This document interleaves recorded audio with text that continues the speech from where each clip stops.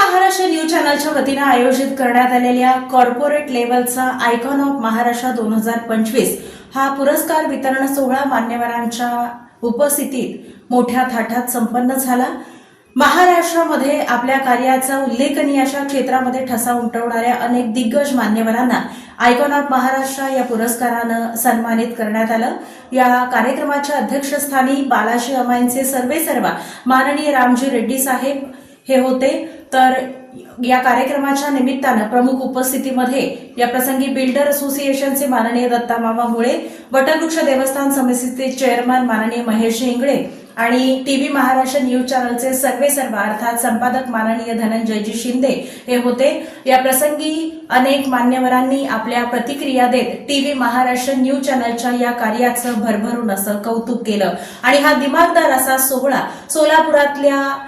पंचतारांकित हॉटेल अर्थात बालाजी सरोवर या आयकॉनिक ठिकाणी संपन्न झाला। सर्वप्रथम टीव्ही महाराष्ट्र न्यूज चॅनलच्या वतीने जो आयकॉन ऑफ महाराष्ट्र पुरस्कार मला देऊन सन्मानित करण्यात आला, त्याचे मुख्य जे संपादक आहेत माननीय श्री धनंजयजी शिंदे यांचा मी अत्यंत ऋणी आहे, आभारी आहे की त्यांनी मला त्या योग्य समजलं। मी मुख्याध्यापक श्री राघवेंद्र विद्या मंदिर तसेच विश्वस्त वीरशे विजन तसेच अध्यक्ष युवक शिक्षक कर्मचारी संघ या माध्यमातून शिक्षकांच्या प्रश्नासाठी असेल किंवा शाळेतल्या गोरगरीब विद्यार्थ्यांसाठी शिक्षणाच्या प्रवाहात आणण्यासाठी नेहमी प्रयत्नशील राहिलेलो आहे। तसेच अनेक वीरशे विजन या सामाजिक संस्थेच्या माध्यमातून आदरणीय बुरकुले सर यांच्या मार्गदर्शनाखाली आम्ही अनेक विद्यार्थ्यांना आर्थिक जी मदत त्यांच्या शिक्षणाच्या प्रवाहात येण्यासाठी त्यांना आर्थिक मदत असेल किंवा अडीअडचणीवर त्यांना मात करत आम्ही नेहमीच सहकार्याच्या भूमिकातनं समाजातील वंचित घटकांसाठी कार्य करण्याचं एक